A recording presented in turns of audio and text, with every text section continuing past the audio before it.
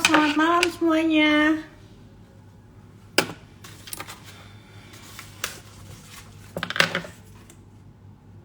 Halo. Kita mau live sama Mas Bekti. Mungkin teman-teman semuanya udah tahu. Nih, salah satu trader favorit ya. By the way, suaraku kedengeran nggak ya teman-teman? Halo, selamat malam Mas Bekti. Dengeran ya? Halo, Ci Olive, dengar. Gimana suara saya? Dengar? Dengar. Oke, siap, oke. Oke, thank you Mas Bekti udah join. Ini sebenarnya kita udah ngerencanain dari beberapa minggu lalu ya Mas Bekti. Cuma Mas Bekti habis liburan ke Bali. Terjebak di Bali, Oh, nggak bisa pulang, Mbak. untung bisa pulang ya akhirnya ya? Ya, syaratnya harus vaksin dan PCR aja. Oke, sebelum itu Mas Bekti mungkin ya banyak followersku nih, aduh Mas Bekti efek nih yang nonton sama 500 orang. Mungkin banyak followersku yang belum tahu siapa Mas Bekti ini. Jadi Mas Bekti ini sempat menangin ini ya, juara Mirai ya, trading juara Ya, 1 kompetisi, dan ya. transaksinya itu sampai 2,4 triliun teman-teman sebulan. Itu bisa nyampe 2,4 triliun dengan kalau nggak salah modalnya 5 miliar. Itu gimana caranya ya Mas Bekti? Sebenarnya kan yang saya lakukan itu karena gini, Ci. Saya itu kan in out.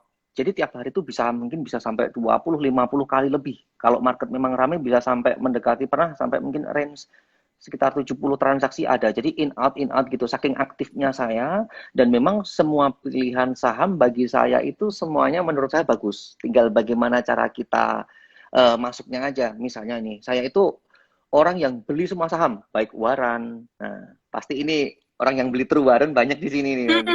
Katanya mantap Eh, kemarinnya katanya. jadi Warren mau saham-saham yang gorengan sama saham LQ45 bagi saya semua saham itu bagus asalkan kita itu tahu timingnya atau kapan yang tepat untuk melakukan jual beli pasti menghasilkan profit gitu sih dan memang dengan modal itu kemarin saya juga pakai margin gitu. Hmm. Hmm. Oke, ini menarik banget nih.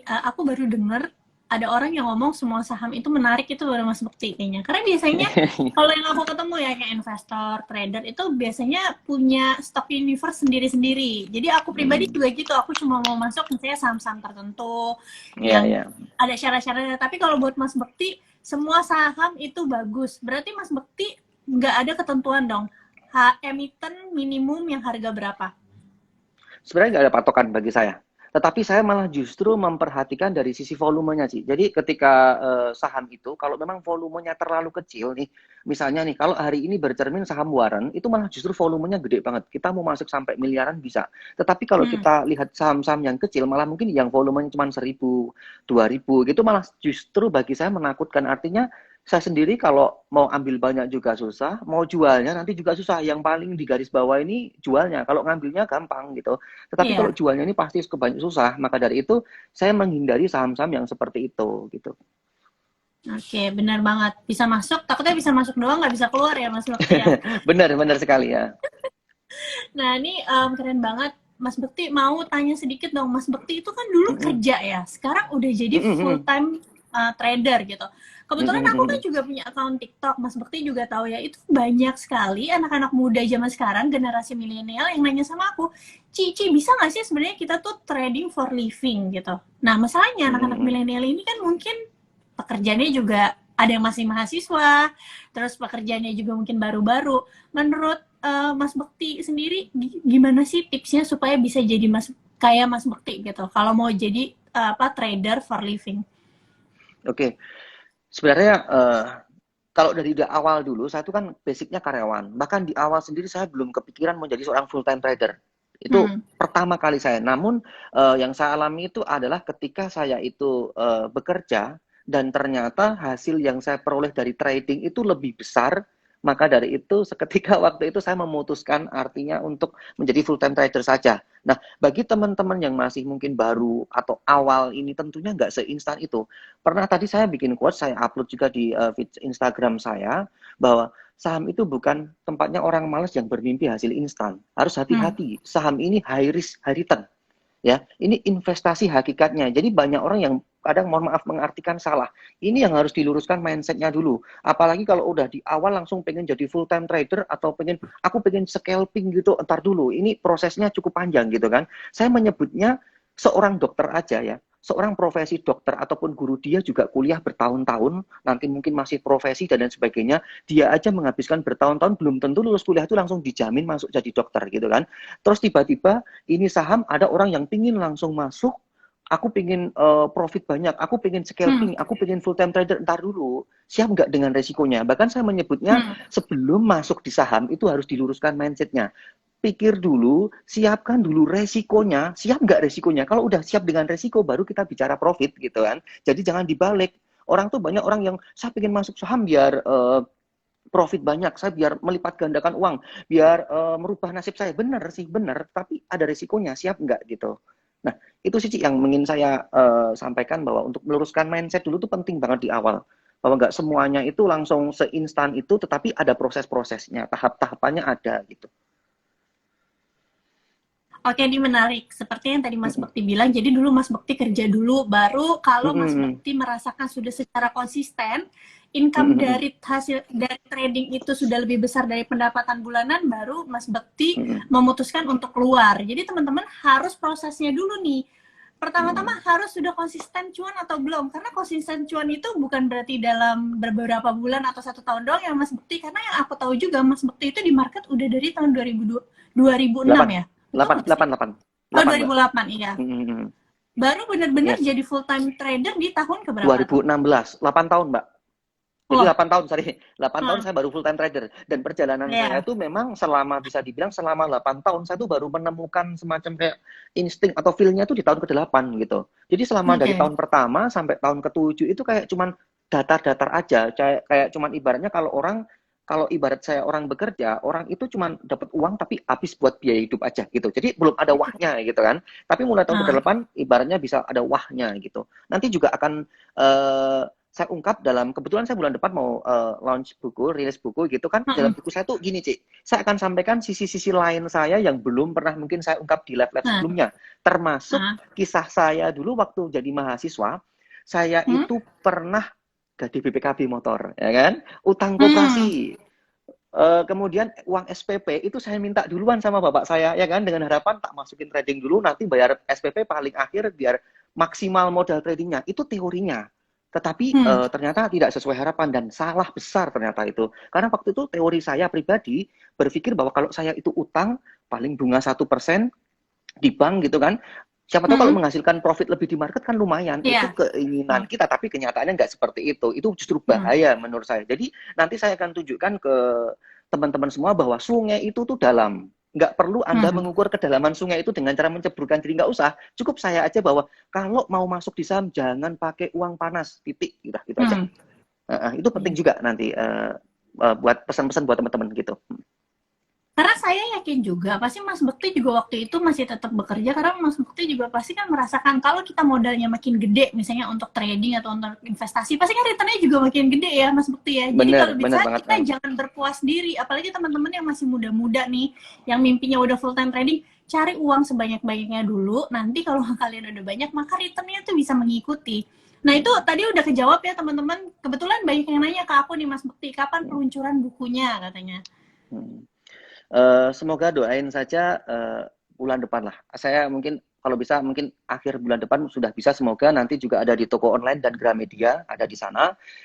Dan sebelumnya ini tadi juga ada live IG yang di sini ada Mbak Alin Wiratmaja CNBC. Terima kasih, dia juga selalu mensupport saya, membantu saya. Aku dapat nomornya Mas Bekti itu dari Cialin. Iya, dia yang tiap hari merelakan waktunya membantu saya. Itu terima kasih, paling banyak berjasa itu Mbak Alin. Oke, Mas Bekti. Nah, kalau teman-teman banyak yang belum tahu nih followersku, jadi Mas Bekti ini adalah scalper, betul nggak Mas Bekti? Scalper kan ya? Ya, scalper. Banyak, tadi kan aku kan ada bikin di Instastory kolom pertanyaan untuk Mas Bekti. Banyak banget yang nanya sama aku, Mas Bekti gimana sih cara screening sahamnya? Jadi saya sendiri gini Ci, sebelum saya bicara screening, boleh saya bicara singkat tentang scalper ya. Jadi saya itu scalper itu sebenarnya itu sebuah proses ya, sebuah proses. Hmm. Jadi di awalnya dulu saya itu juga fundamentalis. Pertama kali saya trading Oke. itu Berarti fundamentalis. belajar fundamental juga ya Mas Bekti? Iya, discounted cash Heeh. flow, analisa top down, semuanya saya Ah, pelajari gitu kan. Technical chart-chart gitu, chart pattern atau apa, Bollinger Band, semua saya pelajari. Saya tinggal, tetapi ya gini loh, lama-kelamaan kita itu di market, kita akan, kalau ditanya penting nggak, saya bilang penting. Semua pelajari dulu. Tetapi lama-kelamaan kita akan memilah-milah mana yang kira-kira, intinya kayak menyederhanakan analisis. Ada yang memang saatnya nggak perlu digunakan dan ada saatnya perlu digunakan. Makanya hmm. sebelum Anda masuk ke scalper, Anda pengen mencoba scalping gitu kan ya. Nah, itu Anda harus pelajari semuanya dulu basicnya. Jangan tiba-tiba belum apa-apa langsung, Mas saya pengen jadi scalping gitu. Ntar dulu, ada prosesnya, tahapannya. Kamu scalping itu kamu harus sudah mengerti dulu teknikal fundamental. Jadi kamu coba dulu Hmm. metode-metode ini, baru kamu nanti cari style yang cocok untuk diri kamu pribadi, mana yang cocok. Karena nggak semua orang tuh cocok scalping. Kenapa? Karena scalping tuh benar-benar menurutku membutuhkan sebuah energi yang besar ya. Karena kita harus mantau mentalnya di apa ya, Hmm. disiapkan. Jadi Hmm. banyak sekali yang memang harus disiapkan di sini. Nggak bisa kita langsung sekedar cuman apa ya, karena kan orang itu ada yang basicnya mungkin kerja kantoran gitu kan. Hmm. Jadi ada orang yang dia beli saham, bahaya juga kalau dia belinya Hmm. saham-saham yang volatilitas tinggi ditinggal-tinggal gitu kan. Makanya harus beberapa syarat-syarat untuk jadi scalping itu juga harus dipenuhi gitu. Nah, Hmm. keterkaitan dengan yang namanya screening, sebenarnya yang saya lakukan itu sederhana sekali. Tetapi kalau saya amatin dari berbagai teman-teman yang belajar di Jogja kemarin, memang kalau dia nggak lihat langsung, itu kadang sulit untuk menafsirkannya. Jadi saya cuma Hmm. bisa bilang gini, yang saya lakukan itu adalah screening saham lewat running trade. Ini juga sering saya bilang di live-live sebelum-sebelumnya. Running trade saya akan cari saham-saham yang apa ya, ibaratnya direspon oleh pasar, manggung, ada kenaikan volumenya, diikuti persentasenya gitu. Jadi saya berfokus di situ aja. Misalnya bercermin hari ini kan, ada hari ini yang cukup menarik sebenarnya BGTG, True, ya kan, True Warren. Kemudian saya tadi juga masuk di apa itu LPPF, tapi awal sesi akhirnya LPPF turunnya. Tapi cari aja saham-saham yang lagi manggung saat itu. Awal sesi tadi juga Agi gitu juga kenceng juga, lumayan juga. Jadi kita Hmm. cari aja saham-saham yang di situ gitu. Kalau bagi saya gitu. Jadi untuk esok hari kita rubah lagi pilihan sahamnya gitu. Jadi jangan terlalu terpaku sama teori ya, Mas Bekti. Kalau aku pribadi, Nah, karena niat saya memang scalping. nah ini aku setuju banget sama yang Mas Bekti bilang tadi. Even Mas Bekti aja pernah pelajarin fundamental, pernah baca charting segala macam. Karena kita harus terbuka ya Mas Bekti sama ilmu apapun itu, baru nanti kita bisa ketahuan tuh cocoknya yang seperti apa. Karena contoh misalnya gini, ada teman-teman baca buku Warren Buffett, tapi kalau memang teman-teman mentalnya nggak di situ, percuma juga gitu. Mau ikutin Bener, bener, caranya bener. Warren Buffett, tapi teman-teman mentalnya bukan yang investor jangka panjang, secanggih-canggihnya metode Warren Buffett nggak akan ada hasilnya juga di teman-teman. Iya, Jadi bisa jadi bener. nih, kalau sekarang teman-teman masih ngerasain rugi apa segala macam, coba deh dievaluasi. Jangan-jangan nih metodenya teman-teman nggak cocok. Coba pelajarin lagi metode yang lainnya kayak gitu. Oke, ngomong-ngomong tadi masalah running trade, Mas Bekti. Mas, ini ada yang nanya juga tadi. Aku kebetulan udah catat pertanyaan-pertanyaannya. Gimana sih cara mudah membaca running trade? Karena kalau aku pribadi ya, Mas Bekti, karena aku tuh investor dan aku tradingnya, tapi aku juga swing gitu-gitu. Aku nggak bisa baca running trade. Maksudnya cuma Iya. bisa ngeliat doang. Tapi cara mengartikannya itu seperti apa sih? Oke.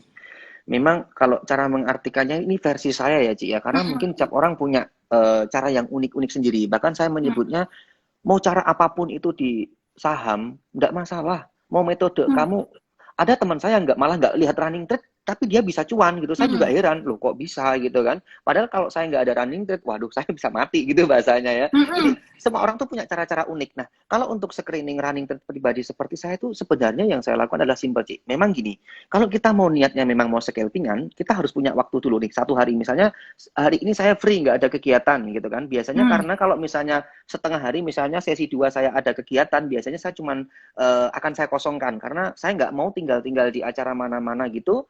Saya punya saham, akan jadi was-was kita nanti di acara tersebut gitu. Nah, kemudian yang kedua, siapkan mental dan tentunya dengan uang yang udah ready.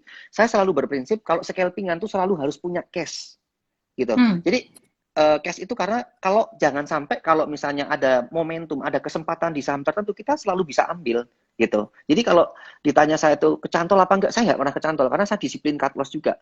Nah, Hmm. kalau keterkaitan dengan screening, Cik, itu yang paling penting adalah saya cari memang saham-saham yang sudah direspon pasar, kemudian presentasinya itu sudah meningkat. Mungkin range sampai 3-5% itu sudah saya amatin. Apakah itu Hmm. cukup menarik apa enggak? Terus volumenya bagaimana? Tentunya ini akan saya pakai buat keputusan ambil jual beli. Seperti itu. Sederhananya seperti itu. Aku bisa ceritanya seperti ini. Tetapi mungkin bagi teman-teman yang mungkin nonton live IG ini, mungkin aku tahu perasaan kalian, mungkin aku masih bingung. Kayak apa ya, bayanginnya juga bingung. Nah, nanti di buku saya itu juga akan ada ini, Ci, karena saya kemarin dapat masukan dari banyak temen kan. Jadi di buku saya itu selain ada scalping ala Bekti Sutikna, itu tak sampein Hmm. bagaimana cara scalping, itu tak sampein kode barcode, di mana barcode itu nanti bisa saya akan live rekaman video scalping saya, jadi biar nanti ada gambaran. Karena kalau nggak Hmm. market kayak gini, kalau kita cuma teori nggak akan pernah bisa. Saya aja kalau Ya. dijelasin kayak gini nggak akan pernah mudeng juga gitu kan. Makanya kan Hmm. nanti biar lebih paham akan ada video tutorial. Memang itu penting banget menurut saya gitu. Dan jangan Jadi, lupa, walaupun dipelajarin tetap harus dipraktekin ya Mas Bekti, oh karena iya, biasanya cocok mm, buat orang lain belum tentu cocok untuk kita. Nanti kalau kita udah trial and mm, error sendiri tuh ketemu tuh feelingnya, kayak Mas Bekti aja butuh waktu 8 tahun ya Mas Bekti. iya, iya, Ci. Memang jadi ada sebuah proses yang panjang ya bagi saya. Tetapi sebenarnya kalau kita bicara masalah timing nih beda-beda. Ada orang yang mungkin menurut saya malah lebih jago. Artinya saya memang membutuhkan waktu 8 tahun, tapi saya menganggap diri saya itu gagal, Ci. Artinya saya ada orang yang mungkin dia belajar saham baru 2 tahun, 3 tahun, tapi dia udah bisa apa ya, banyak mungkin konsisten membukukan profit, dia semangat belajarnya tinggi, prakteknya diperbanyak, dia jauh lebih hebat. Jadi kalau bagi saya sendiri sih patokan 8 tahun untuk ukuran saya sebenarnya enggak juga sih. Tetapi yang paling penting kalian itu perbanyak praktik daripada teori. Saya pernah menyebutnya gitu. Jadi selain Anda teori itu penting, Anda harus tahu dasar basicnya. Tetapi praktiknya juga harus Anda aplikasikan. Anda harus sering-sering mencoba. Tentunya kalau bagi yang masih awal-awal ya harus gunakan dana kecil, jangan pakai margin. Jadi gunakan resiko yang terukur gitu kan. Jadi ibaratnya kalau orang tuh masih awal sekali masuk saham, anggap aja itu uang belajar, ongkos belajar. Bahkan saya menyebutnya Hmm. bahasa saya yang tegas itu siap enggak, siapkan uang gimana uang itu siap hilang gitu kan. Jadi benar-benar Hmm. kamu tuh udah dibangun mental dari awal dulu. Kalau saya nggak siap kehilangan uang besar ya gunakan uang kecil dulu gitu untuk meminimalisir resiko gitu. Iya, biar lebih tenang juga tradingnya ya Mas Bekti. Nah, Mm-mm, mm-mm, ngomong-ngomong tadi Mas Bekti kan ada bilang kalau scalping itu harus punya cash gitu ya. Sebenarnya gimana mm-mm, sih cara money manajemennya kalau jadi scalper itu? mm-mm. Kalau saya pribadi Hmm. eh, ketika saya itu yang jelas sih, ketika saya itu scalping itu dari tiap hari itu saya melihat kondisi. Kalau memang ada saatnya, tetapi ini bukan untuk pemula ya. Kalau memang memungkinkan volumenya bagus, saya kadang all in. Tetapi saya nggak Hmm. merekomendasikan kalau bagi pemula. Ini sudah mungkin Hmm. Anda sudah siap mengukur resiko Anda. Kemudian itu untuk meningkatkan apa ya, meningkatkan aset saya. Kenapa saya waktu Hot Championship season 3 juga bisa meraih 200%, season Hmm. kedua 100% itu karena saya all in. Kalau nggak all in akan susah. Hmm. Tetapi yang saya lakukan adalah ya intinya itu saya itu benar-benar menggunakan dana saya untuk all in. Intinya gitu, Cik. Hmm. Hmm.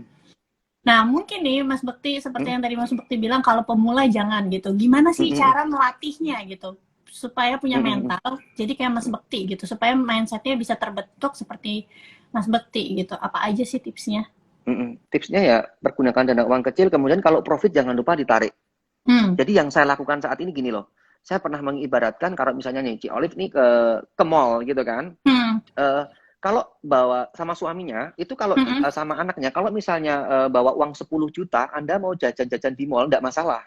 Tetapi kalau Hmm. Anda cuma bawa uang 100-200 ribu, juga mikir juga kan, ini mau beli apa, cukup enggak gitu kan. Sama Hmm. akan saya terapkan di metode saham. Jadi ketika untung, amankan profitnya. Hmm. Lama-kelamaan, modal itu Anda amankan, profitnya saja yang Anda pakai buat trading saham. Itu yang saya lakukan. Jadi saat ini saya Hmm. sudah menganggap apa yang ada dalam rekening saya itu cuma cucu-cucu cicitnya profit gitu. Jadi saya nggak ada rasa was-was untuk apa ya, ibaratnya khawatir atau apa gitu. Saya memang Hmm. punya rekening di lain. Saya juga swing juga saya iya, tetapi gini, tidak selamanya scalping itu cocok diterapkan. Artinya ada Hmm. masa-masa tertentu memang kita tuh juga harus swing. Jadi memang dituntut serba bisa di saham. Saham itu kita harus beradaptasi. Jadi ketika tipsnya kita scalping dengan dana kecil, kemudian kalau profit kita amankan, disiplin cut loss, terus tadi selalu punya cash itu karena saya in out in out. Jadi saya cuma melakukan transaksi mungkin cuma 1 menit, 5 menit gitu. Ketika rame 2% atau mungkin 1% saya jual gitu aja sih gitu. Oke, nggak selalu di setiap waktu cocok untuk scalping. Nah, biasanya Mas Bekti Bener. ngelihat indikasinya apa sih kalau misalnya market lagi nggak cocok Mm -mm. untuk scalping? Oke, kalau saya pribadi scalping itu cocok diterapkan di saham-saham kecil ataupun saham gorengan. Hmm. Kalau untuk LQ45 jujur saya angkat tangan agak berat. Hampir nggak bisa untuk scalping, berat. Itu Hmm. cocoknya memang untuk swing. Tapi kalau untuk biasanya saya terapkan gini, Cik. Saya bagi dua. Kalau memang niat saya scalping, pasti pilihan saham satu saham-saham kecil atau mungkin warren. Sampai yang sekecil-kecil saya beli gitu. Hmm. Asalkan volume mendukung, it's okay gitu. Tetapi kalau untuk LQ45, saya lebih cenderung, yaitu tadi kita harus belajar juga namanya valuasi penting, apakah dia masih termasuk under value ataupun over value, itu kan penting juga kita ngetahui ya seperti itu. Kemudian Hmm. saya biasanya beli ketika sudah turun nih, misalnya nih contoh HMSP ini, dia dari 5.000 udah turun ke 1.000-an kan, wah ini Hmm. udah yang kecantol di 5.000 udah turun berapa puluh Hmm. persen kan, mungkin 80-an% ada gitu kan. Hmm. Tetapi bagi saya ini kalau misalnya suatu ketika ini ada penurunan atau apa gitu, saya mulai cicil-cicil gitu. Jadi tapi ini memang saya setting untuk jangka menengah atau panjang. Cari saham-saham big cap yang sudah terkoreksi cukup tajam, tentunya harus Anda compare dengan menganalisa laporan keuangan gitu. Tetapi kalau niat Hmm. kita memang scalping, ya kita memang udah diniatin one day, cepet, dan harus in out gitu. Jadi jangan sampai salah kaprah dan salah tujuan. Artinya kita memang niatnya scalping, trading, dia nggak mau cut loss, akhirnya dia bilang, wah saya jadi investor dadakan. Sebenarnya Hmm. kamu bukan investor dadakan, tapi kamu pengennya trading, tapi kecantol, tapi kamu nggak punya trading plan. Saya cuma bilang gitu kan. Jadi memang kalau memang niat kita trading harus kita luruskan, kita harus disiplin cut loss, temannya cut loss gitu. Gitu, Ci. Mas Bekti batas cut loss-nya biasanya berapa sih? Atau misalnya tergantung emitennya gitu? Kalau untuk scalpingan range saya biasanya cuma 2-4%, Ci. Itu Hmm. batasan cut loss saya.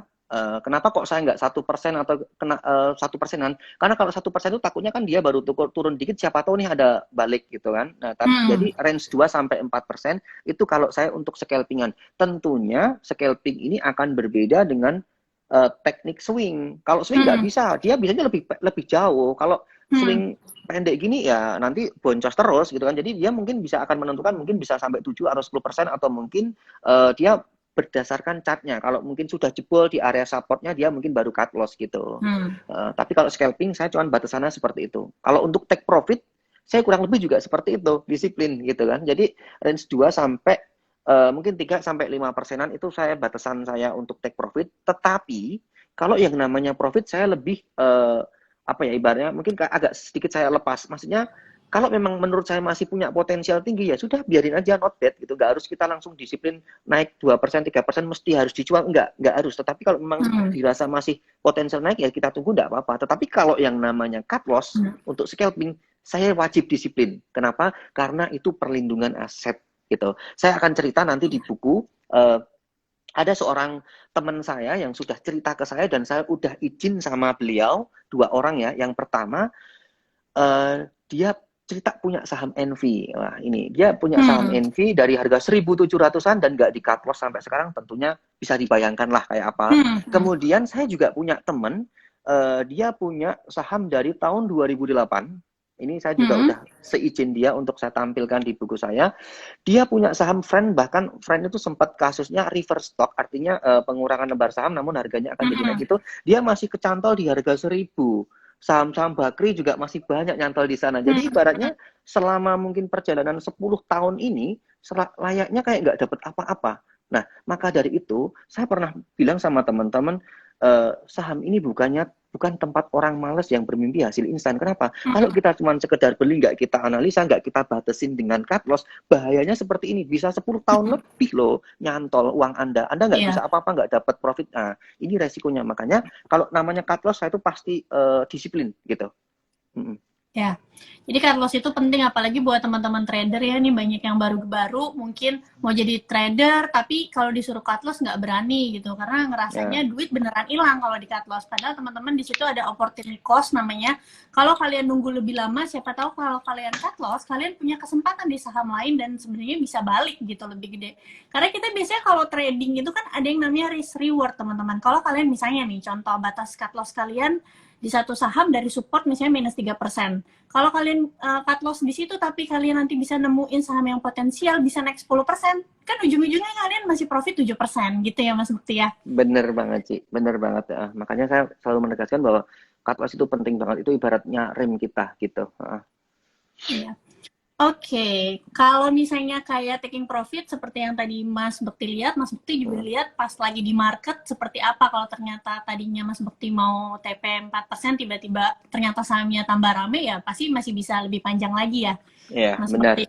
Oke, em, jadi Mas Bekti, aku mau tahu deh, Mas Bekti tuh lihat broker summary juga nggak sih? Maksudnya lihat bandarmologi nggak? Kira-kira nih, Mas Bekti ngelihat satu broker summary ini kalau misalnya masuk, oh Mas Bekti ngerasa kalau Mas Bekti trading di emiten tersebut lebih aman gitu. Oke, sebenarnya bagi saya pribadi nggak juga nggak terlalu. Hmm, Artinya saya juga lihat, hmm. tetapi nggak terlalu. Artinya di sini saya lebih apa ya memaksimalkan sebenarnya yang saya lakukan itu adalah bid dan overnya gitu. Jadi Oke. saya melihat volume, permainan volumenya seperti apa Hmm, karena di volume ini kita akan melihat berbagai motif-motif kayak Vick Demon Supply, kemudian Palm and Dam itu kan motif-motifnya. Jadi kalau cuma broker-broker tertentu karena bercermin pengalaman saya, mungkin saat ini teman-teman sering lihat nih fenomena-fenomena uh, aku mau sebut nanti nggak enak XX gitu aja lah yang sering iya, kayak gitu yang jadi rame gitu ah. ya. Nah, Hmm, gitu. Kalau ya maksudnya kalau diikutin tar dulu 2017, 2018 kalau nggak salah itu 2017 itu siapa yang nggak kenal broker XA saya bilang NH Korindo. Waktu itu di saham-sahamnya Beni Cokro. Wow, itu hmm, hebat sekali. Hanya hitungan menit, detik, atau mungkin berapa itu bisa langsung arah, buang kiri, buang kanan. Benar-benar hmm. fenomenal banget nama broker itu waktu itu. Tetapi ternyata seiring dengan berjalannya waktu, sekarang jarang juga muncul. Malah justru muncul yang baru yang sekarang ini gitu kan. Tetapi makanya saya berpatokan bahwa itu nggak mesti jaminan. Bagi saya pribadi itu nggak jaminan. Yang paling penting adalah kita itu bagaimana cara kita trading, kita membaca sebuah peluang. Kuncinya cuma dua, sederhana sekali. Kapan waktu yang tepat untuk melakukan jual dan beli dan harga berapa. Ini kunci dari semua trading. Kayaknya cuma simple, tapi kalau dua ini benar-benar kita bisa tahu timing dan harganya, ini kita bisa mendapatkan cuan yang kotos-kotos, saya menyebutnya gitu. Jadi Hmm, bercermin dari pengalaman waktu itu, Cik, memang broker tuh banyak yang sering muncul kayak gitu. 2000-an 9 kalau nggak salah itu hmm. CS, Credit Suisse, kemudian RX itu juga kencang-kencang. Siapa yang nggak Hmm. kenal broker-broker asing kayak waktu itu? Benar-benar luar biasa sekali. Tetapi pasti ada momentum mungkin dari sekuritas itu untuk apa ya ibaratnya mungkin menonjol banget lah gitu. Oke, jadi Mas Bekti kan waktu itu sempat ada isu broker summary mau ditutup ya, tapi Mm kayaknya -mm, sih masih di pending. Menurut Mas Bekti mm -mm. sendiri, kalau misalnya ditutup, untuk Mas Bekti sendiri pengaruh nggak sih? Apalagi yang untuk scalping gitu. Tentunya kalau untuk kaum scalping pasti ngaruh sekali. Tetapi kalau untuk saya pribadi sebenarnya juga ngaruh juga untuk saya. Nah, Tetapi gini, kalau saya menyikapinya ini kan kayak kalau memang besok sudah diterapkan ya, maksudnya itu kemarin kan wacananya Juli, akhirnya diundur Agustus, terus nggak tahu ini besok gimana. Tetapi kalau memang diterapkan, saya cuma berpikirnya gini, yang pertama eh, bahwa bursa efek itu sudah membuat keputusan seperti itu pasti sudah dipikir matang-matang. Dan hmm, mau nggak mau saya itu harus mengikuti. Jadi mau nggak mau suka nggak suka saya harus ikut seperti itu, menerima apa adanya kayak hmm, gitu. Maka dari itu dengan seperti itu saya tetap menyikapinya ya sudah gitu. Saya akan adaptasi. Kalau dipikir ngaruh, ya berpengaruh gitu. Saya akan adaptasi dulu di market. Saya lebih suka simpan uang cash. Kalau ada peluang baru saya ambil. Karena kalau saya melihat dari berbagai bursa di luar, seperti kayak Amerika, Korea, itu mereka kan juga udah ditutup kode brokernya gitu. Dan oke. saya lihat pengalaman saya dari 2008 sampai ke sini memang inovasi dari bursa efek itu makin ke sini makin apa ya ibaratnya mungkin lebih baik. berinovasi lebih baik. Misalnya kayak munculnya RDN, dulu satu Hmm, waktu itu 500 lembar dirubah jadi 100 dengan jadi harapan 100. biar investor retail itu bisa masuk ke Hmm, saham dengan nominal yang kecil. Kemudian jam perdagangan, dulu tuh Indonesia dikira masih paling pendek karena mulai setengah 10, alhasil dirubah nah, jadi jam 9. Nah, jadi inovasi-inovasi dari bursa itu oke. menurut saya bagus gitu. Nah, Mas Bekti, ini waktu aku ngepost tentang Mas Bekti ya banyak banget yang DM dan komen. Katanya Mas Hmm. Bekti Kang Bandar. Sebenarnya Mas Bekti suka nggak sih dibilang hal tersebut atau memang beneran nih Mas Bekti Ah, bandar katanya? enggak lah, saya orang biasa, saya orang kampung kok gitu aja, Mbak. Saya orang kampung, saya Oke. orang biasa aja.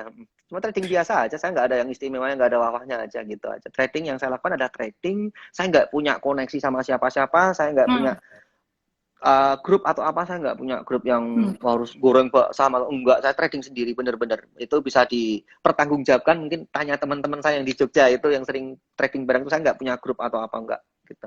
Orang Oke, biasa, orang kampung saya itu, Mbak. jadi terkait pertanyaan aku yang tentang broker summary tadi itu sebenarnya Mm-mm. lebih kayak gini kan kalau yang Olive tahu Mas Bekti juga kalau masuk satu saham tuh nominalnya besar-besar gitu ya. Kenapa aku Mm-mm. tanya broker summary itu penting karena Mas Bekti ada pikiran gak sih kalau saya masuk saham ini takutnya ada broker lain yang lebih yang dananya besar juga tiba-tiba guyur kayak gitu. Kalau saya pribadi itu menganggap sebuah resiko, Ci. Jadi gini, Oke. ya memang saya sering, termasuk mungkin kemarin aja, saya juga Hmm. ngambil barang kenceng banget gitu, gede banget, Nah, cuman iseng-iseng gitu dikasih barang gitu kan. Waduh, ini hmm. bagaimana ini cara jualnya? Saya kemarin juga gitu.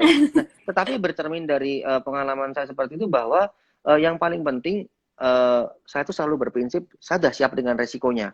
Berapa Hmm. sih uang yang sudah saya siapkan resikonya? Kalau ada apa-apa saya trading kan, itu saya harus siap, nggak boleh baper gitulah bahasanya. Hmm. Jadi nggak boleh baper, nggak boleh protes. Intinya kan uang ini udah uang trading, saya pakai buat transaksi. Saya memang pinginnya masuk gede dengan harapan profit tinggi. Tentunya kalau resiko ya juga tinggi, gitu udah siap. Jadi misalnya nih, saya ekspektasi mungkin saya masuk misalnya 10 M gitu kan. Harapan mungkin untuk hari ini mungkin misalnya target prediksi profit saya mungkin 2%, 3%, ya juga saya Hmm. juga harus siap kalau cut loss minus 2%, 3% juga harus siap, Hmm. intinya gitu. Jadi ditata dulu mental kita gitu. Kuncinya di situ sih. Kalau memang kita belum siap ya jangan dipaksakan. Artinya trading itu nggak usah kita itu kayak ikut-ikutan orang lain, tapi cari Hmm. aja yang cocok untuk diri kita.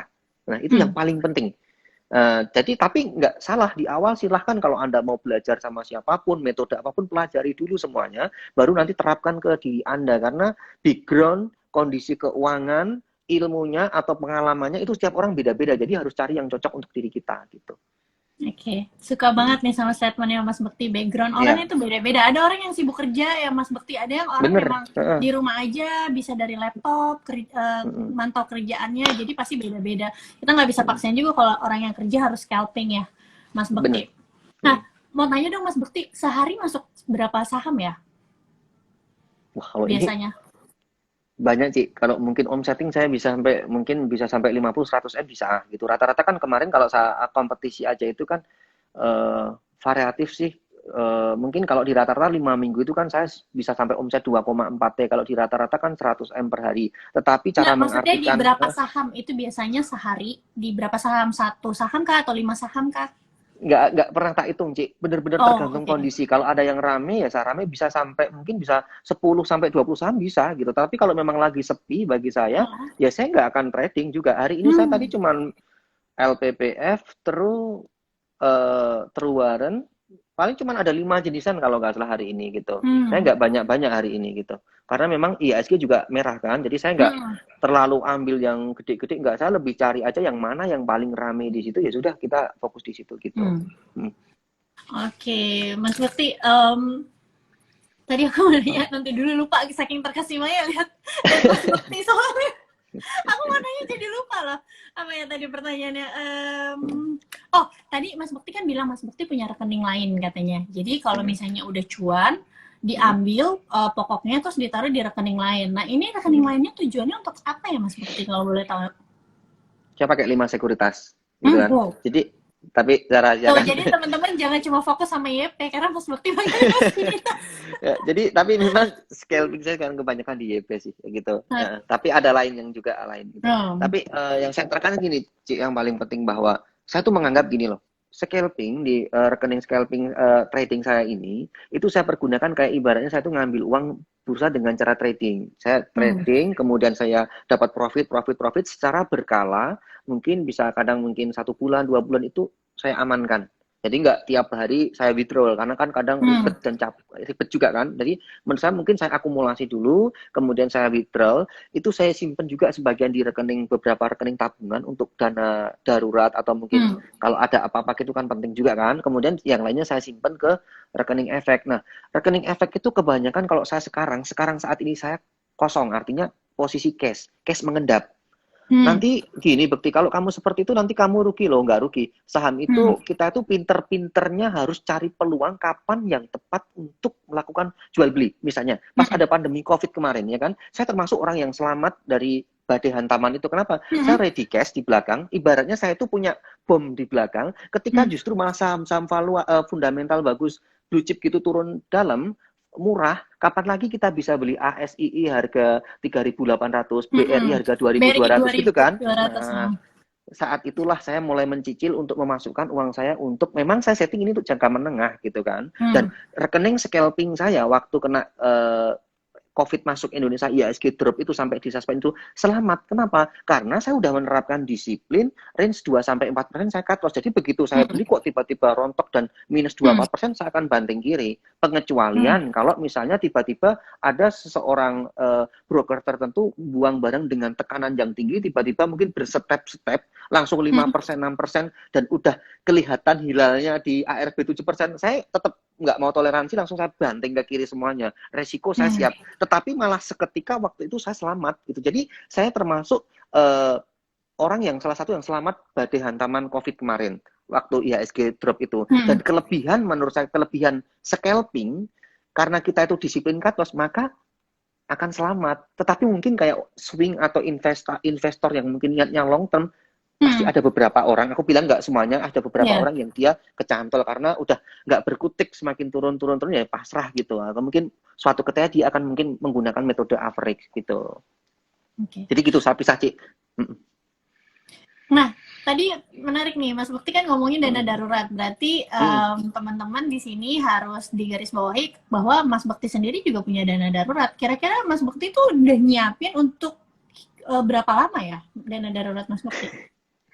Aduh, kalau ini agak privacy ya, Ci ya. Intinya sudah saya siapkan sampai pensiun cukup, ada gitulah anggapannya gitu. Tetapi bagi teman-teman yang paling penting nih, kalau memang teman-teman mau masuk saham, makanya saya selalu bilang siapkan dulu uang untuk jaga-jaga beberapa bulan ke depan untuk biaya hidup. Dan ini beda-beda. Misalnya nih, ada orang yang tinggal di Jogja, ada orang yang tinggal di Jakarta tentunya.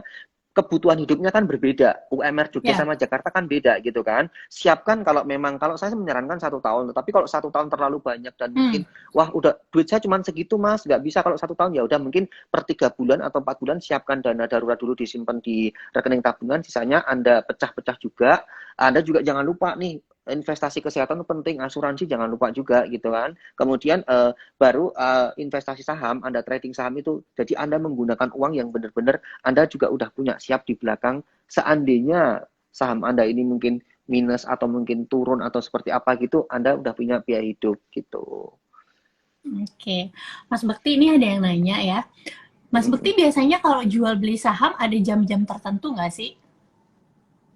Kayak misalnya atau pagi kah, siang kah, atau sore kah? Enggak. Kalau saya bilang seperti itu, sebenarnya semua jam bagi saya sama aja. Bagus, saya trading di semua jam gitu. Tetapi memang saya akui, saya nggak boleh ketinggalan tuh di awal sesi. Saya menganggapnya bahwa jam-jam emas, masa-masa emas itu jam 9 sampai jam-jam mungkin 10 kurang seperempat lah, itu benar-benar 45 menit pertama itu bagi saya benar-benar saya nggak mau ketinggalan, karena di situ benar-benar volatilitas tinggi itu banyak luar biasa kencang. Kita justru malah saya seneng kadang di awal sesi itu saya mendapat berkah itu di saham-saham LQ45, di mana yang awal sesi ada panik sellingnya, misalnya nih Pegas Open langsung minus 3% gitu kan, langsung turun gitu, biasanya kadang saya mau ambil, kemudian mantul mungkin 1% atau 1,5% saya jual gitu. Jadi memang niat saya kayak memanfaatkan momentum panik selling, itu saya juga ada di situ. gitu. Dan saya Nah, menganggap pokoknya di awal-awal jam pertama itu penting banget. Nah. Mas Bekti bisa tahu itu ada panic selling, berarti Mas Bekti malamnya baca berita dulu dong. Kenapa ngelihat, pasti kan Mas Bekti analisa nih psikologi marketnya, kenapa mereka Mm, bisa panic mm, selling. Benar nggak mm, Mas mm. Bekti? Ya itu ada benernya juga, Ci. Tetapi di saham tuh bagi saya adalah improvisasi penting banget. Saya juga Hmm, sudah menyiapkan beberapa berita nih, misalnya kalau malam hari ini ada berita mungkin corporate action untuk esok action. harinya Ah. atau itu udah saya persiapkan, wajib juga sudah ada, tetapi kadang nggak Hmm, luput juga di mana ada saham-saham yang tiba-tiba mungkin di luar pantauan saya, tetapi pas running hmm, trade berjalan justru malah manggung. Misalnya hari ini Aba sama Mari itu kan hmm. tiba-tiba kenceng. Sebelumnya saya nggak memprediksi saham itu bakal mungkin up atau apa, tapi tiba-tiba direspon pasar ya saya ikut aja memanfaatkan peluang in outnya gitu, gitu. Mm-mm. Mas Bekti, kalau menurut Mas Bekti nih, kalau scalping itu ada seasonnya nggak sih? Atau misalnya sepanjang tahun sebenarnya bisa aja scalping? Kalau yang saya lakukan selama ini mungkin selama dari 2000-an, 10 tahunan lebih ya selalu ada sih, Ci. Heeh. Jadi selalu ada karena menurut saya adalah pasar ini sebuah keseimbangan antaranya Hmm, mungkin seorang investor tuh sebenarnya juga butuh yang namanya trader karena mereka juga yang hmm, gerakin harga juga kan, bisa hmm, bergerak juga. Kemudian juga maker itu juga penting banget. Kenapa? Tanpa hmm. mereka nggak akan gerak market itu gitu. Jadi Iya. semua pihak-pihak di saham tuh bagi saya ada semua penting. Tapi yang paling penting adalah kita tuh selalu melihat diri kita, bagaimana money management kita, trading plan kita, mental kita itu kita siapkan semuanya dan lindungi aset Anda sendiri. Jangan cuman apa ya ibaratnya berpatokan pada sesuatu hal tertentu, misalnya wah itu si XX itu masih kecantol di harga segitu kok, masih aman kok, nanti saya juga tak simpan dulu deh, dia juga belum keluar kok. Nah ini kadang yang seperti ini justru yang berbahaya gitu. Analisa terlalu berlebihan, terlalu percaya dengan analisa sendiri itu juga bahaya menurut saya gitu. Hmm. Karena yang ada di market bukan kita doang ya, Mas Bekti Benar ya. sekali sih, banyak sekali. Kita sebenarnya kan di market ini apa ya, ibaratnya lawan kita itu bukan orang sembarangan. Ini kayak Iya. fund manager, kemudian Nah, kalau ada dana pensiun, orang-orang sekuritas, kemudian pemerintah. Ini kan pemerintah kan BUMN, saham-saham BUMN itu kan dipegang pemerintah, ada yang hmm, menjaga ibaratnya gitu. Jadi hmm. nggak sembarangan, hati-hati. Kita ini yang lawan kita ini bukan orang sembarangan gitu kan. Makanya harus Anda lihat dari diri Anda sendiri, trading plan, money management, psikologis tradingnya dibenerin gitu.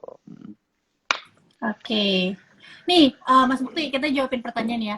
Bagaimana sih tips konsisten profit dalam trading? Saya 2 bulan terakhir trading, modalnya 100%, sekarang tinggal 10%.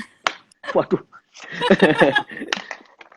Nyumbang Biasanya nih. sih ya Ci, problema kebanyakan teman yang cerita ke saya itu cuma ada dua biasanya. Yang pertama Hmm, adalah kecantol saham. Itu pasti banyak banget yang, Mas saya hmm, kecantol saham, Kimia Farma 7.000, Antam 3.500, katanya mau ke 4.000 gitu kan, banyak yang kecantol cerita ke saya. nah, Yang kedua, dia udah membukukan profit bahkan mungkin mendapatkannya mungkin berbulan-bulan atau tahunan, tapi ludes hanya hmm, hitungan minggu. Ini banyak juga yang hmm, cerita ke saya. Sebenarnya kalau saya menyikapi seperti ini adalah Anda harus, kalau memang Anda kok turun aset Anda itu berkurang gitu, benerin dulu cara trading Anda. Artinya Anda juga belajar juga, jangan cuman sekedar trading terus. Anda jangan sampai over trading, kendalikan diri hmm, Anda.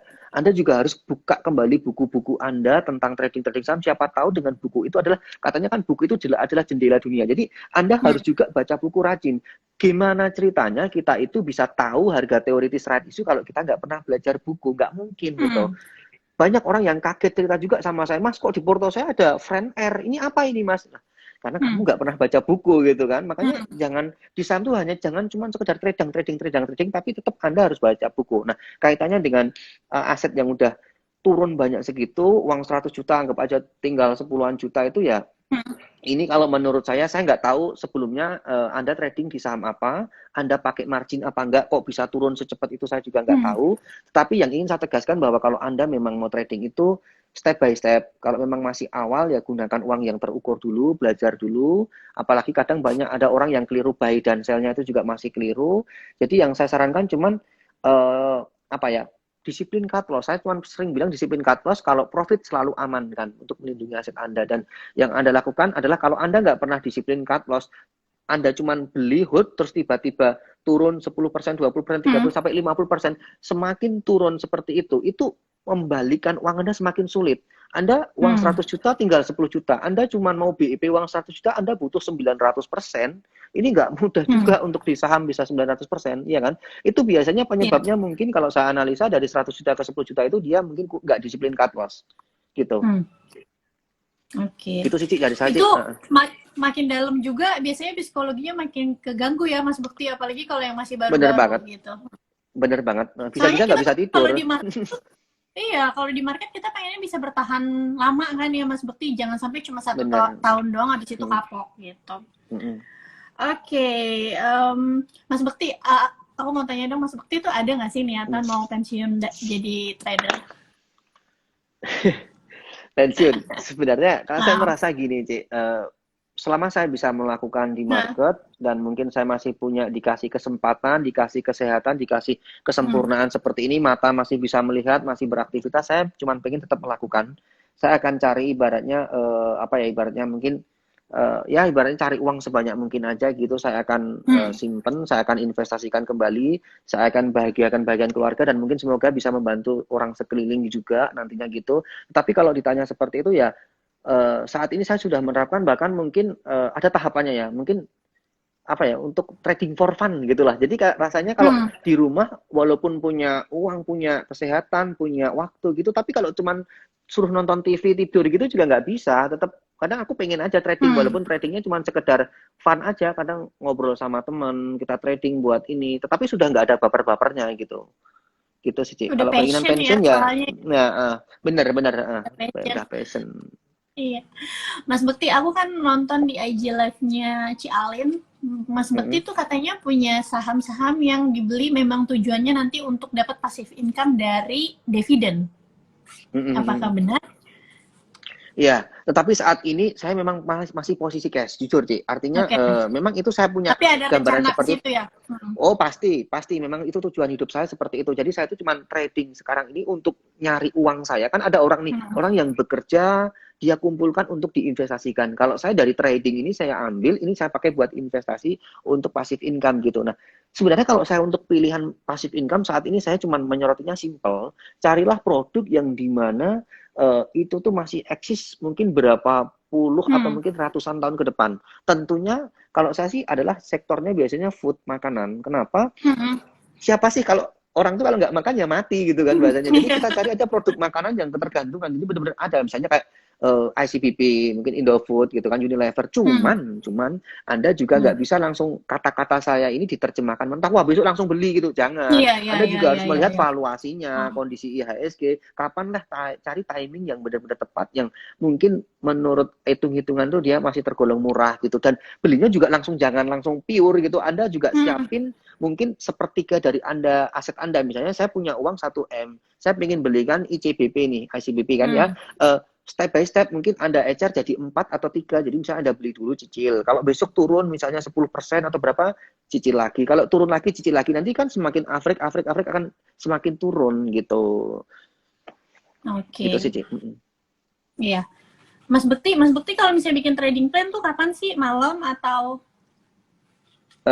Biasanya nggak mesti juga, tapi kadang malam itu saya pas waktu-waktu luang, itu saya luangkan sedikit untuk baca-baca berita, lihat-lihat nih dari stock chainer, loser, siapa nih hari ini yang udah tergerus cukup tajam, misalnya oh LPPF, GGRM, juga ARB karena pasca expired dividennya, terus kemudian saham-saham apa yang mungkin hari ini ARA gitu kan. Jadi saya ambil beberapa saham yang mungkin saya pakai buat watchlist, kemudian mungkin saya cari baca-baca berita newsnya, kemudian saya juga lihat chartnya gitu kan, saya pakai buat referensi. Jadi ibaratnya untuk esok hari itu saya udah punya gambaran untuk masuk market gitu sih, Cik. Dan tentunya sebelum market jam 9 dari pagi itu saya juga update berita lagi, siapa tahu ada berita terbaru lagi gitu kan. Nah, itu yang saya lakukan tahap pertama seperti itu. Kemudian tahap kedua ya tadi itu screening.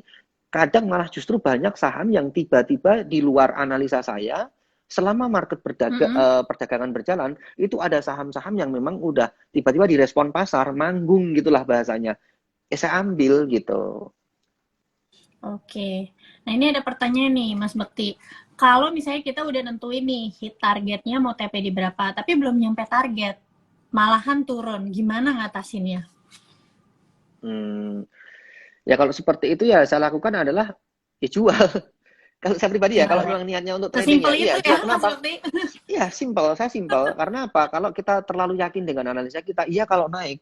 Kalau Iya, enggak benar benar gimana? benar. Justru malah bahaya gitu kan. Iya. Tetapi ada pertanyaan lagi, Cik, gini misalnya, Mas Bukti saya udah jualan, tetapi habis saya jual kok Habis malah itu naik harganya naik. lagi gitu kan. Ya saya cuma bisa bilang sama Anda gini, ya syukuri aja gitu kan. Anda udah Hmm, dikasih profit, ya syukuri aja gitu kan. Entar kalau hmm. dikasih nyantol baru protes lagi gitu kan. Iya, Jadi iya. manusia itu memang membingungkan, tetapi di Nah, sini adalah kita juga beradu strategi ataupun psikologis trading kita penting hmm, banget. Bahkan musuh yang paling berat itu adalah diri Anda sendiri sebenarnya. hmm, Mengalahkan diri Anda itu berat. Apa keinginan untuk enter itu juga harus Anda kendalikan, jangan overtrade gitu kan. Eh, hmm, apalagi kalau udah di portofolio ada cash itu cash uang segar untuk kita beli apa lagi nih sehabis ini ya hmm, kan hmm, hmm, nalurinya kan gitu karena hmm, kalau nggak beli Anda akan berpikir kalau aku nggak beli ya nggak akan dapat profit aku harus beli apa hmm. ini nah ini juga harus dikendalikan Anda juga harus lihat faktor-faktornya oh hari ini mungkin IHSG turun kalau mungkin mau masuk saham-saham blue chip ya wait dulu mending wait and see Hmm. dulu jangan usah terlalu dipaksakan untuk beli gitu Iya, biasanya gitu. kebanyakan gitu, Mas Bekti. Aku juga kadang suka ngalamin ya, misalnya habis taking profit nih, habis cuan. Pasti kan gatel lagi kan, aduh Ya, cari-cari bener saham nanti. apa gitu ya. Terus habis itu habis cari-cari saham apa malah pas masuk malah boncos gitu, jadinya cut loss. Iya, iya Karena bener-bener kayak, sih. oh udah over confidence kan gitu. Ya, bener. Oke, nah ini ada yang tanya, gimana strategi in dan out dengan melihat running trade, Mas Bekti? Wah, ini juga sama, Ci. Ini kadang saya ngibaratin gini loh, Ci. Saya Ci Olive ini di mana? Di Jakarta ya, Ci ya? Iya, Jakarta kan. Ah, aku di misalnya, Jakarta. Ci, tolong Ci, misalnya jelaskan bagaimana Ci Olive ini kalau mau menuju ke Monas. Anda Hmm, jelaskan ke orang itu lurus belok kanan nanti perempatan belok kiri hmm. gini gini gini gini kita juga pusing juga mau jelasin ke orang tetapi kadang kalau kita langsung to the point Hmm, kita jalan di sana kita mengalir bisa kadang di sana memang ada hmm. saatnya saya itu juga pusing juga untuk menjelaskan kayak apa tetapi Iya, saya iya, cuma iya. bisa bilang gini loh kalau running trade itu yang saya lakukan adalah pokoknya kuncinya satu cari aja saham yang saat itu benar-benar ramai ditransaksikan volumenya Hmm, Anda lihat di joiner atau loser, dia itu terjadi peningkatan volume atau mungkin yang paling banyak manggung gitu kan.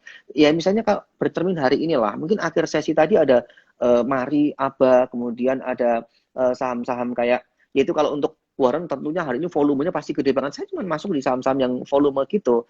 Ibaratnya hari ini misalnya Bekti lirik Astra nggak, Unilever atau mungkin enggak, aku nggak lirik. Kenapa? Karena nggak ada gejolak di pasar. Saya cari hmm, aja gejolak yang ramai di pasar. Mungkin untuk hari Rabu ya, besok kan libur ya. Hari Rabu hmm. itu saya juga akan mengawali hari baru lagi. Nggak tahu ini saham apa yang ramai. Tetapi kalau memang sering muncul di running trade dan di respon pasar, saya akan watchlist itu akan saya pertimbangkan banget untuk masuk di saham gitu. Oke. Nah, ini aku udah ingat. Mas Bekti kan tadi bilang lihat bid offer. Boleh nggak Hmm. Mas Bekti kasih tips gimana cara kita, tadi soalnya ada yang nanya, menilai fake bid offer itu seperti apa sih? Oke. Bid over itu kalau menurut saya itu memang motif ya, motif. Jadi kalau Hmm, saran saya pertama kalau bisa cari saham yang memang volumenya besar. Kenapa? Biar kalau naik turun itu nggak langsung anjlok banget gitu kan. Kasihan hmm, juga Anda beli di pucuk dibanting gitu kan. Resiko juga. Setidaknya tipsnya itu yang pertama. Kemudian yang kedua, selalu kalau memang Anda bermain di bid over, Anda juga harus siap disiplin cut loss. Pastikan semuanya koneksi internet, mungkin media Anda, mungkin laptop atau handphone Anda juga ibaratnya oke gitu. Jangan sampai Anda mau ketik itu internetnya itu juga bahaya juga untuk scalping gitu kan. hmm, Tentunya kalau orang swing ya nggak masalah beli udah tinggal gitu kan. Nah ini juga penting kalau Anda niat Anda scalping. Kemudian bid over yang perlu diperhatikan kalau malah justru bagi saya itu adalah saham-saham yang dia itu misalnya di bidnya itu tebel tapi overnya sangat kecil sekali nggak seimbang dan hmm, nanti dia akan muncul spam order di running itu cuma satu itu juga harus Anda hati-hati itu spam order namanya itu kayak pancingan gitu kan tetapi kalau memang eh, anda mau masuk di saham-saham seperti itu, saya sebenarnya nggak recommended. Selalu ketika Anda melihat seperti itu, dalam benak Anda pengen beli, cobalah Anda kendalikan diri Anda tahan, Anda pikirkan lagi seperti ini. Masih banyak 700 perusahaan lebih yang kita itu masih bisa cari peluang di hmm, sana, mungkin masih kita bisa cari sehari. Jangan sampai Anda pertaruhkan hanya untuk mengejar profit di saham itu, di mana bisa jadi peluang resikonya itu lebih gede dari peluang profitnya. Saya bilang gitu. Udah gitu sih, hmm. Cik. Jadi kalau bisa cari volume yang besar biar aman apalagi masih awal pemula nih. Kemudian yang kedua jangan cari yang terlalu jomplang banget. Biasanya kayak LMPI, PRAS, itu kan Hmm. motifnya menjebak banget, hati-hati gitu kan. Saya Hmm. hindari, saya nggak pernah nyentuh sama gitu. Oke. Jadi, oke, nangkap aku tipsnya. Nah, Mas Bekti, ini ada yang nanya, gimana sih cara mengatur psikologi dalam trading gitu? Apalagi nih sekarang itu menurutku ya, zaman sekarang itu kita investasi dan trading itu beda sama zaman dulu. Kalau aku sih startnya 2018. Mungkin yang dulu-dulu tuh orang kalau misalnya analisa, benar-benar belajar, baca koran, baca apa segala macam. Kalau kita kan sekarang sosial media aja banyak yang nyajiin Bener, bener, informasi. bener. Tapi kadang juga sosial media maksudnya jadi misalnya setiap hari nih teman-teman followers follow misalnya ya influencer kayak aku, Mas Bekti dan yang lain-lain kayak oh lagi profit segini segini. Pasti kan teman-teman followers yang ngerasa kayak mereka belum profit ada rasa insecure, ada rasa kayak kok orang itu bisa ya, kita nggak bisa. Atau bahkan gak usah lihat influencer deh, kadang ngeliat postingan teman sendiri nih, wah kok dia cuan terus ya, kok aku nggak bisa ya. Itu gimana menurut Mas Bekti cara ngelatihnya supaya kita lebih confident, nggak insecure dan lain-lain? Hmm. Kalau saya bilang cuma gini ya, itu karena mungkin Anda bagi awal orang yang ngerasa gitu, mungkin lebih ke introspeksi diri dulu. Artinya mungkin Hmm. dia itu juga sudah lama, dia itu juga mungkin belajarnya, atau mungkin dia sudah merasakan cut loss biaya yang mahal, mungkin yang mereka bayar, sehingga dia itu bisa menjadi hebat seperti itu. Jadi misalnya kalau kita lihat, wah dia kok udah profit gitu, tapi pasti aku yakin, dia itu pernah mengalami masa-masa pahit, di mana dia itu Hmm. juga pernah cut loss, pernah belajar, bahkan saya pernah nanti di quotes buku saya itu ada saya menyebutnya bahwa lakukanlah sesuatu hal yang mungkin orang lain tuh belum tentu bisa melakukan. Hmm. Jadi misalnya apa nih ya, kita belajar giat, mungkin kuat enggak Anda mempelajari teknikal fundamental waktu Anda mungkin liburan Anda habiskan untuk belajar untuk coba trading, Anda mungkin sering cut loss, sering ini. Jadi itu adalah biaya-biaya yang harus dibayar. Jadi Anda Hmm. nggak perlu iri dengan orang lain karena mungkin dia udah melakukan sesuatu hal yang mungkin di luar jangkauan apa ya mungkin prediksi Anda di awal gitu. Dia udah pasti melakukan jam terbang yang tinggi gitu. Kalau saya cara bilang sama mereka cuman seperti itu sih gitu. Dan semua itu di saham bisa dipelajari kok. Intinya bisa, sukses bisa. Banyak teman-teman saya yang masih baru angkatan 2018, 19 dia juga udah bisa dapetin profit sampai ratusan juta banyak Hmm. gitu. Tapi yang paling penting ya itu jangan pernah menyerah, terus terus belajar. Kita semua ini kan adalah murid, market itu adalah gurunya. Jadi kita harus selalulah belajar terus gitu. Iya. Nah, tadi yang Mas Bekti bilang itu juga sebenarnya ada di buku Psychology Money. Jadi kita kalau mau dapat uang berapa, makin besar yang ingin kita dapat tuh pasti makin banyak juga yang kita perlu tuker. Entah itu kita tuker pakai uang, entah Benar. itu kita tuker pakai waktu, atau pakai apapun itu gitu. Jadi teman-teman Ya. harus pikir ini tuh sebelum kita dapetin profit segede-gedenya, apa yang bisa kita tuker untuk menuju ke sana. Mas Bekti, oke, bentar lagi udah mau jam 9. Aku mau nanya Yep. dong Mas Bekti kan katanya nggak ada grup ya, nggak ada grup kayak premium atau ada grup Enggak, nggak sih? enggak, Nggak. enggak, Kenapa enggak sih ada. nggak mau bikin Mas Bekti? Kan fansnya Mas Bekti tuh yang garis keras tuh banyak banget ya. Ini aja sehari yang nonton bisa 2.000 loh. Jadi gini Ci, simpel aja Ci. Saya sebenarnya pengen mencari sebuah ketenangan. Artinya Hmm. tujuan saya tuh trading tuh apa sih gitu kan. Saya udah mendapatkan dapat uang, kemudian saya bebas waktu. Saya intinya ingin bebas. Saya nggak ingin Hmm. kayak diatur gitu kan. Nanti tidak Hmm. mengurangi privasi saya. Kalau memang cuman sekedar pengen berbagi ilmu ya seperti ini. Saya berbagi gratis live IG, Zoom itu enggak apa-apa kalau Hmm. niatnya kita berbagi. Tetapi kalau saya memaintain untuk grup kayaknya untuk saya pribadi, saya nggak akan melihat dari Hmm. orang lain. Tapi saya pribadi, saya kayaknya enggak dalam artian karena saya masih ngerasa kayak nanti akan menguras waktu saya dan tenaga Hmm. saya. Ini aja saya tuh sudah keteteran seminggu ke depan tuh tiap hari saya ada live gitu. Jadi bisa dipantau nanti. Besok malam Iya. sama ini Ko Berna dari Sukor gitu. Oh iya, Terus tadi kami aku lihat sama posternya tuh. Hmm.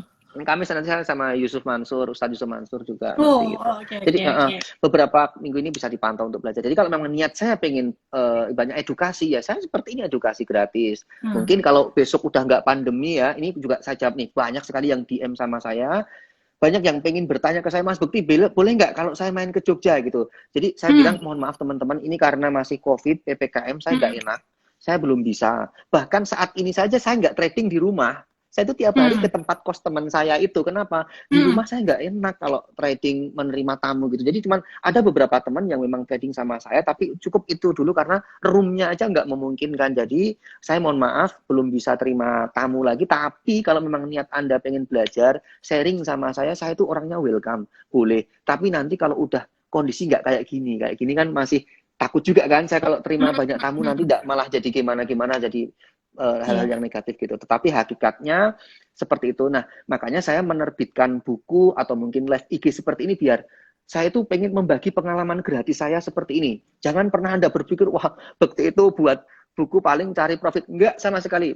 Hmm. Buku saya itu terjual 10.000 buku pun sama profit saya satu hari masih menang profit saya. Saya bukannya sok-sokan, tapi itu membuktikan Iya. bahwa saya itu buku itu bukan cari profit gitu kan. Saya benar-benar pengen mengedukasi Anda, pengalaman saya ceritakan ke Anda, live IG ini saya bagi secara gratis biar edukasi gitu. Jadi saya cuman berpikir saya pengen trading aja nyaman tanpa ada yang ngatur saya. Kalau Anda mau belajar sama saya, sharing saya silahkan gitu. Oke, makasih Mas Bekti. Tapi kalau menurut saya memang kalau Hmm. kalau memang kita mau tahu ilmunya ya, keluar Hmm. uang untuk beli buku itu bukan sesuatu hal yang berlebihan sih. Karena kan kita harus appreciate sama yang kasih ilmu kan. Orang tersebut Yeah. berbagi pengalaman, biar gimana kita harus appreciate. Oke, makasih Mas Bekti untuk bincang-bincangnya Sama-sama. hari ini. Nanti aku izin save di IGTV ya, karena banyak banget yang request. Oke, Oke. makasih Mas Bekti. Makasih Selamat malam Colip, selamat malam. semuanya. Ya, oke, terima kasih ya. Bye-bye. Ya, oke.